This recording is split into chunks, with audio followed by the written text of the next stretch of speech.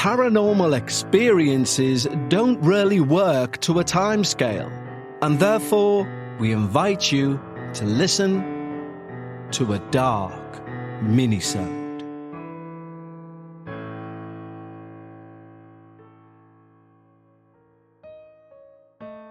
Hello everyone, and welcome back to your listener experience dark minisode for this week. And of course, Happy New Year! That is, of course, unless you're a Patreon and you're getting this on Monday, in which case it's not yet New Year, and therefore I hope you have an excellent New Year's Eve. This is a very weird episode, and hopefully the only one that will ever fall in this weird juxtaposition. But whatever side of 2025 you're listening to this episode on, I hope you had, or are going to have, a wonderful New Year. Anyway, let's get that out of the way so we can move on to why we're all here, to listen to one of our listeners' experiences. And please never forget that if you have your own true paranormal experience that you wish to share with the show, email us directly at contact@thedarkparanormal.com. And whereas we used to be rather strict on the length of your experience, it's kind of gone out the window now. And by that I mean if your experience is only a paragraph, we still want to receive it. Because the length of your experience should in no way be a determining factor on how authentic someone else believes it to be. We receive a lot of submissions every week, and within those submissions, some of them may be 10 or 12 pages in length. And although we read everything that comes through within our small team that we have, and we all have our own version of authenticators, if you will, or something which adds to us validity to a claim that this is a real experience, one red flag that we all agree on is if something comes in that's very long, contains very flowery, unneeded language, and the paranormal events described within are arguably not paranormal, despite how terrified they claim to be at the time of the event taking place, then that will simply not be read out on any of our shows. By comparison, we could receive an email which is literally a paragraph in length, and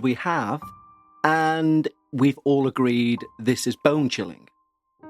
And they're often left, of course, for our Dark Bites Patreon episodes, where we can combine lots of smaller stories to make up a 30-minute show.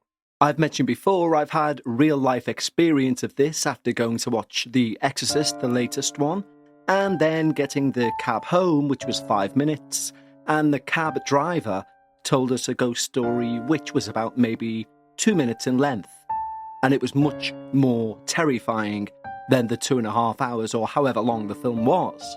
So regardless of the length of your paranormal experience, email it across to contact@thedarkparanormal.com.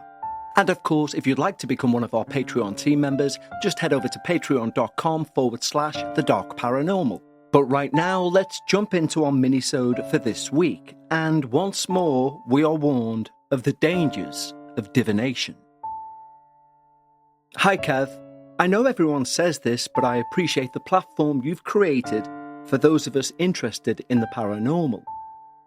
There truly is nothing like it. I would like to remain anonymous, as my story involves others who are not as supportive of me sharing my experiences. I have felt sensitive to the paranormal for as long as I can remember. I am neurodivergent, and as others have said, I do believe it's made me more aware of the paranormal happenings around me compared to my neurotypical family members. My experiences have happened over the course of my lifetime of 30 years. I was born and raised in rural Ohio, in a small farm town where everyone knows you. It has its pros and cons, that's for sure. My first memory with the paranormal is from when I was around 6. My babysitter and I had separate rooms, and I'd woken up to use the restroom. My room was down the hall from the bathroom, which was directly across from my sister's room. When I was done, I had this awful feeling in my stomach that something was wrong. Something told me to check on my sister, who at the time was under 6 months old.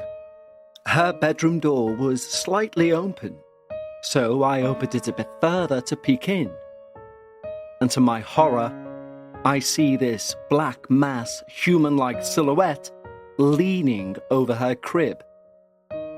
The only way I can describe it now as an adult is like one of the Dementors from Harry Potter. From how it moved to its size. I froze and could not move nor make a sound. The only saving grace was my dog had woken up and walked in the room behind me, hitting the door in the process and knocking it against the wall. The black mass turned as if to look at me, and then vanished into thin air. I ran over to check on my sister, who was soundly sleeping in her crib. The next day I told my parents, who told me it was just a bad dream. I learned early on to keep these occurrences to myself. When I was 9, we moved out of that house and into my grandmother's home that my parents had bought from her. Unfortunately, later that year, my parents had a nasty divorce, and my dad moved back to our previous house, the house where that Dementor creature was. For the remainder of my story, my dad's house will be called the Dementor house. And when talking about my mum's house, I'm referring to the house they bought from my grandma. I hope that makes sense. Fast forward, and my mum's remarried. I'm now 11, and we had family over on a Friday night. I was watching all my older cousins and parents play a game in the middle of the room. I now know it was the Ouija board. The only thing I remember from that night is that my older cousins were antagonizing and egging on who or whatever was answering them from beyond the board. Nothing crazy happened that night, but the energy in my mum's home changed forever. My mum and stepdad were all into ghost hunting, if you will. They'd go to these creepy haunted places all over the state and surrounding areas, investigating to see what they could find. Then odd happenings started occurring at my mum's house. But we would always clock it up to being an old house. Fast forward again, and I'm now 14. I'm going to hang out at a friend's house whilst on spring break. When I arrive at my friend's house, her mum says they were all in the basement playing games and having snacks. So I grabbed myself a drink from the fridge and made my way to the basement door. As soon as I touched the door, I had that same sinking/sickening feeling come over me. The same one I had all those years ago when I was 6, and that black mass was over my sister's crib. But I ignored it and pushed on downstairs. All the lights were off, except for one at the very bottom of the basement stairs. It was just enough light to see coming down the stairs, and to light up the basement slightly. One of my friends yelled, "Hey, we're down here, come join us." When I reached the bottom of the stairs, my heart sank. The game they were playing was a Ouija board. Clearly, my face said it all because one of my friends said, "Are you afraid of a little game?" With the other two laughing along with her. I told them I've seen my family members play this before and weird stuff has happened in my mum's home ever since. I told them I didn't want any part of it and I'd sit against the wall in the recliner until they were done. They shrugged me off and continued asking questions. Is there anyone there? Show us you're here. Pick on any of us just to show us we didn't waste our money on this stupid board. The planchette moved to yes. One of the girls, we'll call her Amy, jumped back, stating that it wasn't her moving it.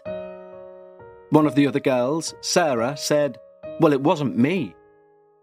Amber, whose house we were at, said it wasn't her either, but said she wanted to continue. She asked who was there, and the planchette spelt out the name Sam. They all hesitated, and Amy asked if Sam was a boy or a girl. The planchette didn't move. Sarah asked if Sam was alive within the last 50 years. The planchette shot to no. She asked the last 100 years. It stayed on no. She said the last 200 years. It shot to yes. Amber said maybe it was one of her late relatives, but wasn't sure. I then told them to cut it out and they were getting in over their heads, which was met with an annoyed gaze from all of them, telling me to be quiet. Then they asked Sam if it could pull someone's hair or move something in the room. The planchette shot to yes.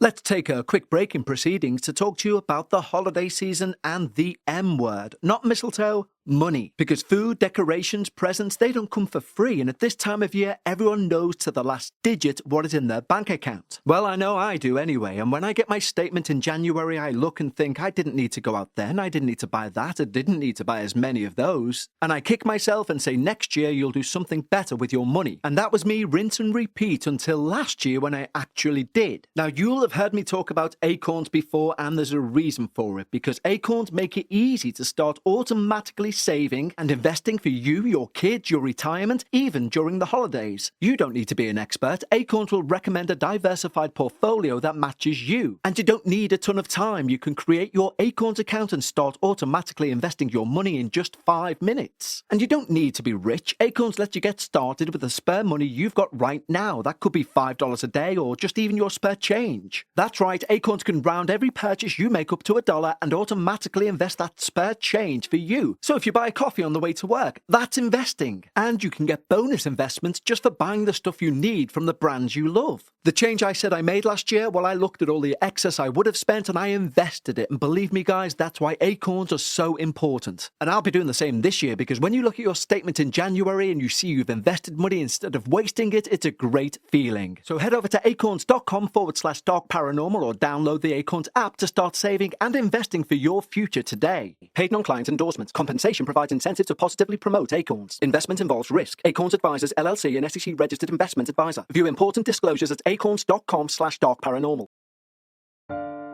They all screamed and asked, "Who?" Now, when I say you could feel the heaviness of that room, I mean it was like a soaking wet towel was laid over you. At this point, I'd had it. I told them I was leaving, and I told them to call me when they were done. The planchette spelt out H-E-R. Amber said, "Her? Her who?" As I reached the banister for the stairs, I felt every hair on my body stand up. It was like I walked into an electric current. At that moment, I froze. I told my friends something was on me, and in the breath it took me to say that, something grabbed my ponytail and started to forcibly and slowly pull me backwards to the ground. My feet felt like they were in cement. I started to scream as I was bent so far backwards my head was almost touching the back of my knees. Amy and Sarah screamed and ran over, sort of tackling me to the ground. And when they did so, the electric current I was feeling and the pull on my hair went. Through my tears, I told them this was not something to mess with, and I left. I never went back to that house again. But that didn't matter, because the paranormal found me. My room at my mum's house was at the end of the hall at the top of the stairs. So when laying in bed, I could look down the hall to the top of the stairs and the door for the stairs. Now, this house is around 150 years old, and our door at the top of the stairs is held open with an old heavy paperweight. And I mean heavy. Not something you could just scoot with your foot or easily pick up. One night I'm having trouble falling asleep, so I turned on my TV. It was an older TV, but I'd never had any issues with it. It didn't have a remote control, so I had to get up to turn it on, change channels, etc. As soon as I got back into bed from turning it on, it turned back off. I thought, did I not hit the button all the way in? Was there a power surge? I got back out of bed and I turned it back on. This time I turned to walk back to bed, and again, it shut off. Now I know I hit that button because the picture came up on the screen. I turned around and put it back on and got into bed. And the volume shot up full blast. A cold wind rushed by me and I screamed. The door to the stairs, which was securely open, slammed shut with force. I couldn't move. I couldn't speak. My mum and stepdad rushed in and asked what happened and why the TV was so loud. I tried to explain, but couldn't find the words. Fortunately for me, having two parents who now believe the paranormal, they knew it wasn't me who did this, and they told the entity to leave me alone. My last encounter I'll share for now was also at my mum's house. I normally wake up first to get ready for school, then my mum, followed by my sister and my stepdad. This particular morning, we all slept in due to a snow day. I woke up about 8, went downstairs to have breakfast and start my day. I turned the corner for the kitchen, and I felt like the wind was knocked out of me. Every, and I mean every, cabinet, door, drawer was opened all the way. There were 2 cups upside down on the counter. They were glass and old. If they would have fallen, they would have shattered from that height. The next thing I noticed, the silverware we have in the drawer was all turned the opposite direction from how we would normally have it. My parents came down as I was still frozen, taking it all in. My mum asked why in the world I was up several hours ago making so much noise. She said it sounded like I was slamming cabinets and doors for 30 minutes. I told her I just got up for the first time right now. Then they saw the kitchen and realised it wasn't me. I later found out that my stepdad had refused protection when they would go on these ghost hunts. He would try to aggravate the entities wherever they were and dare them to follow him home. And I truly believe this is when all of this started and why it started. They no longer ghost hunt, and they have since had the house cleansed and blessed. But that's a whole separate story for another time. Thanks again, Kevin. Anonymous. Thank you, Anonymous, for such an amazing tale for our listener minisode for this week. And when you do say that's a tale for another time, we'd all love to know that tale. So please do, if you can, find the time to send that on to us too at contact@thedarkparanormal.com. Divination of any sort is always strange and mysterious. We've proven scientifically Ouija board use comes from us. It's our small, subconscious movements that are making that planchette move around. But for me, that's the exact point. Our subconscious is doing it, something we're not in control of. And I believe there's a chance that something else may take control of that steering wheel when we basically sit there and say, if anyone wishes to take control, please do. Something to think on. But I'll see you next time for our next Dark Minisode. Until then, stay safe and take care.